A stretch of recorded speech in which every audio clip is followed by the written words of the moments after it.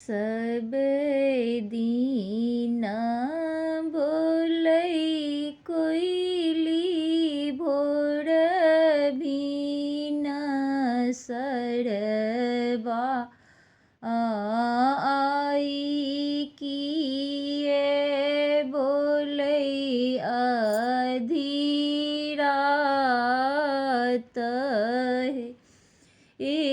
कोइली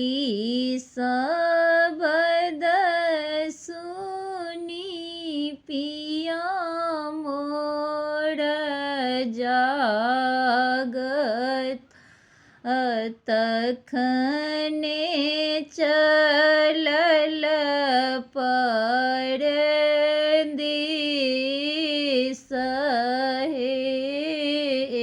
तबे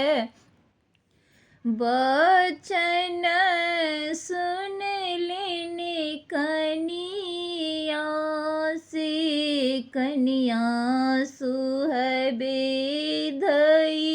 धइलेल पिया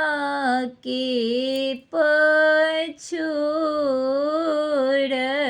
हे अपने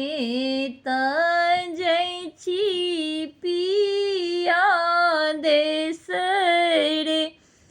विदेशवा हमरो के कहाँ छोड़ने